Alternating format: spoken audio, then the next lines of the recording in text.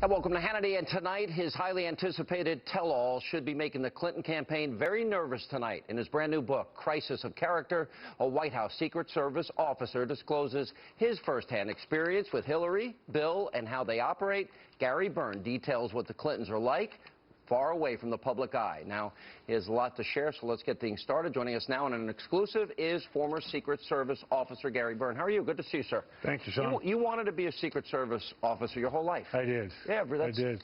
And you got that coveted job right in front of the Oval Office. I did. It came true. Yeah, it was great. Pretty amazing. I know that the left is going to smear, slander, besmirch you. You're ready for that, right? Sure, I am. And it's already started. It's already started. Yeah. Before the book comes out. You know, I love how they smear you before they even know what you wrote. Yeah. I'm going to start at the end of the book because Sure. you talk about why you wrote this book. You said, what I learned from the Clintons firsthand the hard way is important. In 2016, she's running again, and you felt compelled to tell the story because why? Let me ask that. Because I want Americans to know what the real Clinton administration is like. Mrs. Clinton is not a leader. She's a very, very angry person all the time. I've seen many instances that I talk about in my book, Crisis of Character, where she displays this holier-than-thou attitude, do as I say, not as I do. She's a dictator. She comes across as a dictator. I've seen her berate many people, and myself included.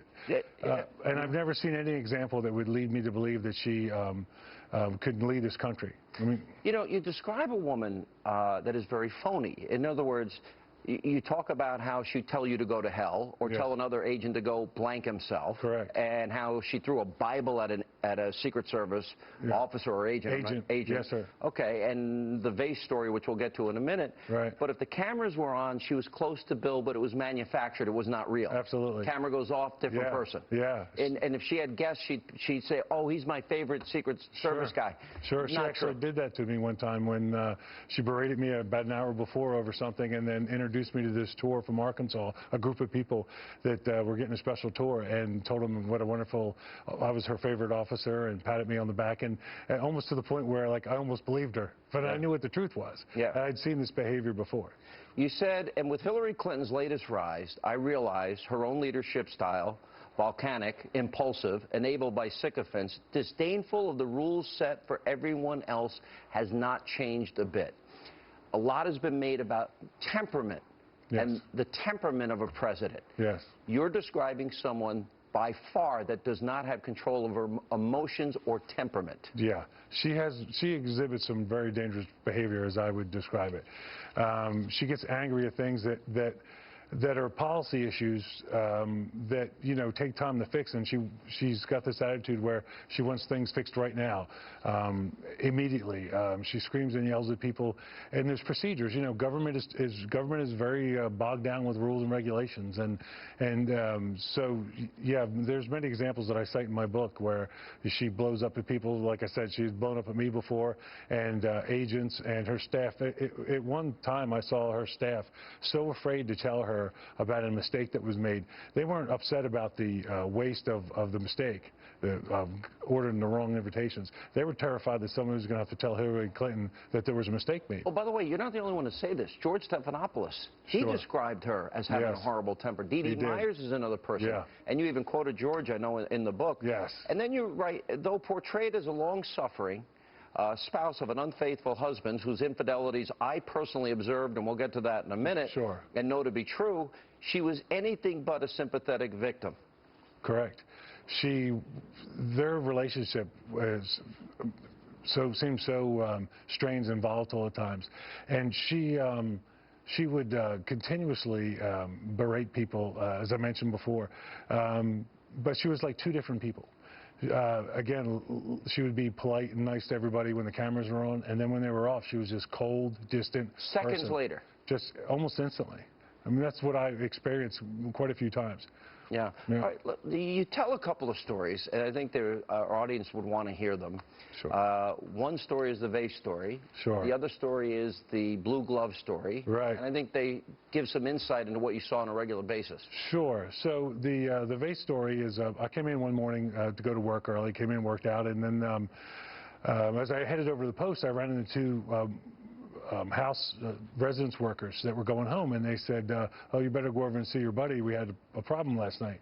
So I went over to the mansion post on the ground floor, and I said, what's going on? And I heard something happen. They said, Mr. and Mrs. Clinton had this horrendous fight. It was so loud that the staff people on the ground had walked away, from the elevator shaft. The sound was coming down, and then they heard a crash. And then when it was investigated, they saw a broken vase on the floor. Now, this has been reported to be not true, and they reported it that a lamp was thrown. Well, a lamp wasn't thrown, a vase was. Now, the vase was on one side of the room, right, and broken on the other side of the room. Right. The vase was sat on a long oblong table that was in the private living quarters. Yeah, I doubt it. Yeah. So yeah, it looked like it had been launched and it was shattered. And then the reason I know this is true is because when I heard the story, after I heard it, having worked at the White House and know how the White House works, I knew if something like that had happened where the debris would be. So I walked down to the curator's office and looked inside the curator's office, and there was a cardboard box with the mostly blue and some white on it, vase. Yeah. So I knew it was true. Yeah. Tell us a story about the blue glove. So the blue glove incident. You're talking about like medical gloves. Right. The uniform division officers are required to wear these gloves. And for everybody. Yeah, when you're searching people. Right. And Congressman Barney Frank came in with some representatives, and as they were putting the gloves on, and Congressman Frank asked why they were wearing the gloves, and he said, the officer said, why do you think? And so they felt like the uniform division was being rude to them. So when they got into the mansion, they started complaining about it. And when it got to Mrs. Clinton, she pretty much came unglued. I actually got phone calls from my coworkers over there that told me the story and said she was on her way over to the Oval Office, that she was furious. You tell that it ended up that she literally went down to the Oval Office to see Bill Clinton. Yes. Wanting all the agents fired. All the uniform division officers. All the uniform division officers fired. Yes. They were always against us from the beginning because they had worked for former President George H.W. Bush. Right. She was paranoid about us, and for no reason. I know it sounds silly for me to say this now because I'm talking about it, but we're incredibly loyal to them.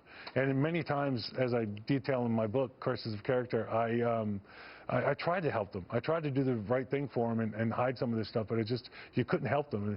It's this perpetual scandal, one after the other. It's like you can't help them help themselves. Yeah. And this temper issue of hers was not uncommon. This was a regular, you described somebody that has almost on a daily basis. Sure. Maybe a daily basis, not so much, but certainly a lot. I saw it so much that I became numb to it almost. And I always go back to what I was told by a sheriff from Arkansas one time. And we were debating whether they would get elected. This is before they started running. I was down there on a protection detail for former President George Herbert Walker Bush. And the guy said, let me tell you something about these people, Gary. I've known them for years. Everything you hear about them's true, and if they run for office, they'll get elected, and they'll be there for 8 years. Yeah. And he wasn't just, he was serious as a heart attack. He almost looked right through me. And he knew these people deep, well. Yeah. So it's just the same thing that we heard about in Arkansas, all these rumors, it became true at the White House. And would these fights be something common knowledge? Everybody knew there was a lot of fighting. Look, I know we did a pretty good job of hiding it. We helped them hide it. That's our job in this Secret Service. You helped them also hide his infidelity. Well, yeah, I did. I did. At one time when the Navy steward came and was complaining to me near the Oval Office that he had found these towels that were stained with lipstick and other and some fluids, that he was concerned and that he was tired of cleaning up after the president's affair. And in two particular cases, one particular case, I actually took the towels from him, Sean, and put them in a plastic bag, and I destroyed I want to get back to that in a second here, but you describe her as dangerous, abusive, and paranoid. Yes. Yes, one of the first things when they first came to the White House, about 2 years before they got there, the Bush administration put in this brand new state-of-the-art telephone system. Well, when they came in, they wanted it changed because they thought the Bush administration... Bushes bugged them? Right. Yeah, that's kind of paranoid. Yeah, and it sounds so crazy when you think about it. And so they went and had the phone system changed and they didn't know it cost money. They actually didn't have the money to pay for it at the time. Before I get into all the issues involving Bill and her and what she knew or didn't know and covering up and lying and you being put in the middle of all this, people use drugs at the White House? Yeah, there were some issues. One of the ones I comment in my book, and I'm very careful not to tell too much about it because I don't want, hopefully this person got on with their lives and live a healthy life. But there was this one particular staff member that they'd come in the morning and they'd be so beat up and exhausted looking, worn out. Exhausted, and to the point where they couldn't even say good morning. And they'd go in their office, and then they'd go into the bathroom, and they'd come out of the bathroom completely elevated and happy and smiling. And it was obvious you thought coke was being used. I did, and then later on, I was told that this particular person actually they did something similar to an intervention and got her help and got her to a clinic, and I never did see her again, but I understand she did all right. So. Okay, we have a lot more ground to cover. Yes. All right, we'll continue. We're just getting things started. We'll have much more with former Secret Service officer Gary Byrne right after this break, and coming